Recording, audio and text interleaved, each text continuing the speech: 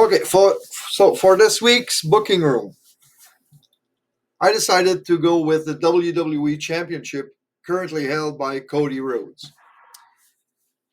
He's currently in the feud with Drew McIntyre, who got suspended storyline wise, so he can go shoot a movie, and he was suspended for basically for hitting a referee.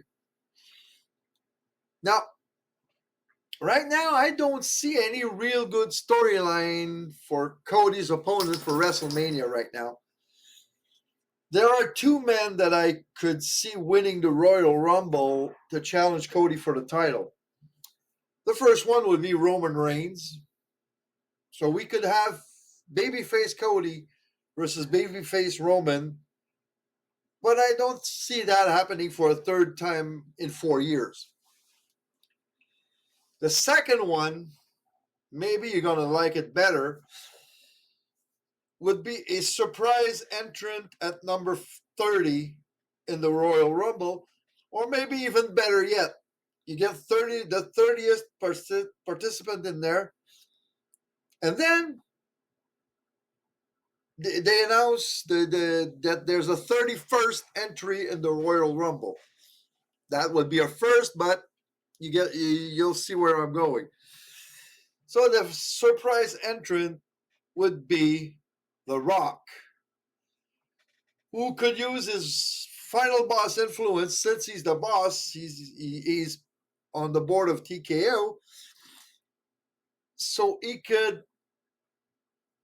be entering the Royal Rumble at number 30, win the Royal Rumble, and challenge Cody for the WWE Undisputed Championship at WrestleMania.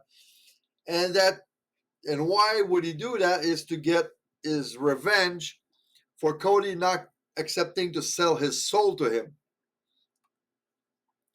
But in reality, I don't think that I see any of these scenarios happening. So here is what I would do if I was head of creative. So Survivor Series Cup. Cody is challenged for the title by Aleister Black.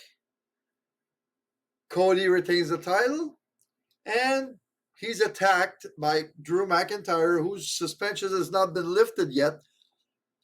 But Cody attacks him after the match. And on the following Raw, Cody asked for a match against McIntyre, but McIntyre, since he's still suspended, he should not be there. And Cody asked for Adam Pearce to lift McIntyre's suspension. Now, I don't know if this is all possible since Drew is going to shoot a movie. So how much time will he be gone? I don't know.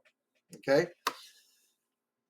But let's say, for argument's sake, or for this video's sake, that Adam Pearce can lift the suspension.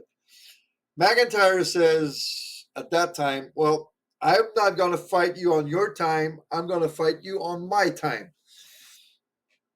And every time Cody is in the ring, Drew can go in and attack him and do him a claymore.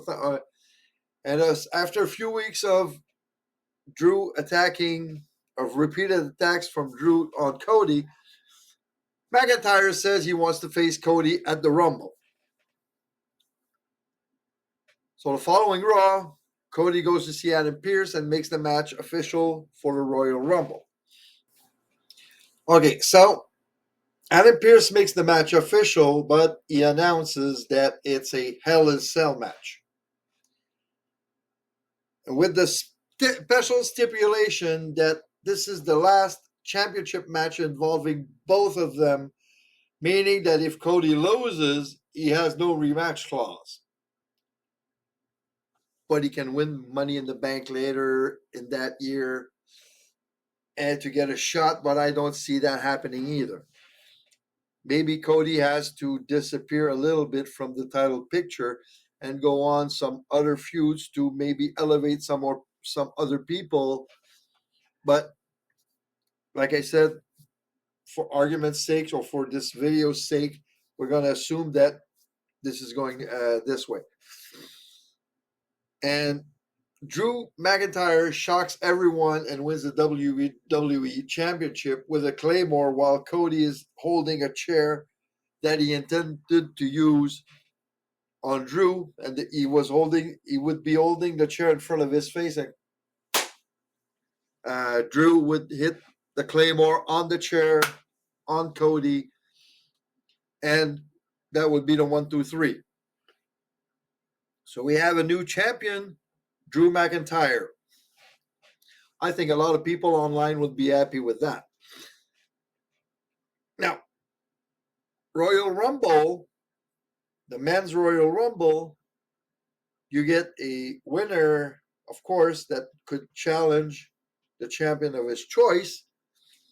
And a lot of rumors say right now that it could be Sami Zayn that win the Rumble.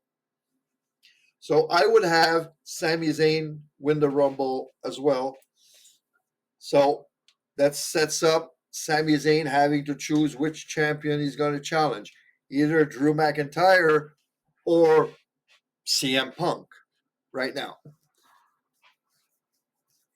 So the following SmackDown, Drew comes out to celebrate his title win and says that he has finally vanquished all the conspiracies against him, and there is no one to take that title away from him since Cody doesn't have the right to a rematch. Out comes Sami Zayn. Both go back and forth on a promo, and Drew reminds Sami that he has never beaten him and that he shouldn't choose him at WrestleMania.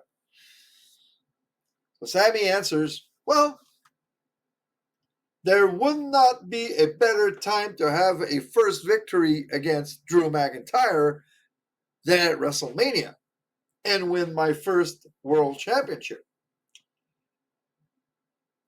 And he officially chooses Drew as his opponent for WrestleMania.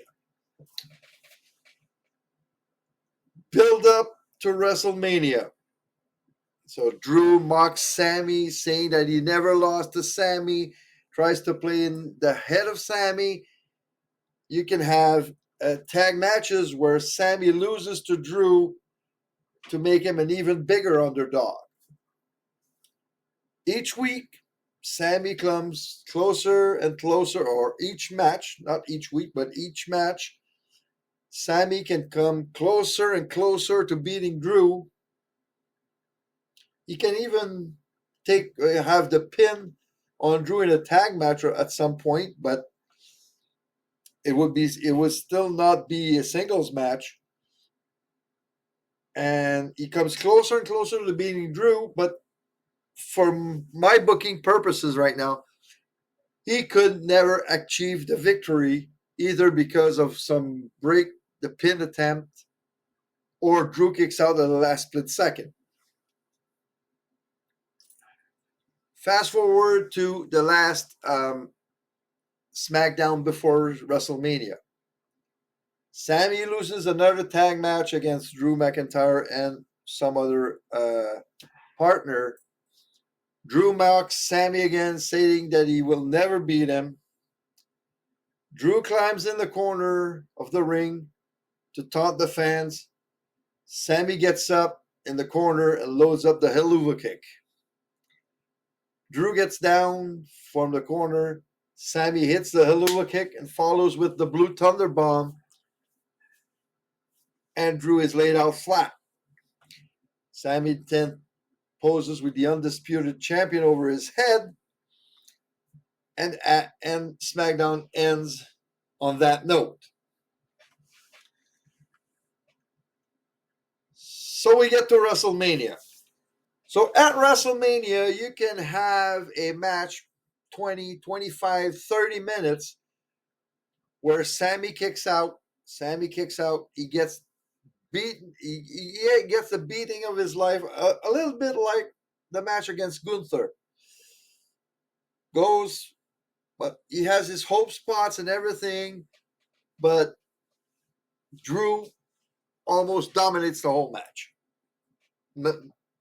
Of course, Sammy gets his spots in and everything, but the majority, let's say 70 to 75% of the match, is dominated by Drew McIntyre. Sammy hits the Luva kick by itself, attempts the pin, so that's near the end. You get to the last 5 to 7 minutes of the match, and you let every false finish breathe. But here's the sequence I would book at WrestleMania. Sammy hits a Luva kick. Drew kicks out at 2.5 or 2.8. Drew hits the Claymore. So everyone thinks it's over. Sammy kicks out. Drew sets up for second Claymore. Everyone thinks, nope, it's going to be over. Drew hits the Claymore again. Sammy kicks out again. And then you can have the commentators, Michael Cole, say something like, Sammy won't die, or Sammy won't give up. Sammy is not going to go down tonight, or, things like that. Drew goes for a third Claymore. Sammy ducks. And then when Drew gets up, Sammy gets him in the Blue Thunder Bomb. Everyone thinks it's over. Drew kicks out again at 2.9. And finally, at the end, Sammy hits the Helluva kick. Drew, a little bit like what happened with the match with KO and Sammy against Jay and Jimmy Uso, when Sammy and Kevin won the tag team championships. Drew falls, but Sammy holds him back up. He replaces him in the corner, hits a second Helluva kick, followed by the Blue Thunder Bomb. 1, 2, 3, and we get a new WWE champion in Sami Zayn, beating Drew McIntyre in a singles match for the first time. So that's how I would book the WWE Championship, Undisputed Championship, from now to WrestleMania.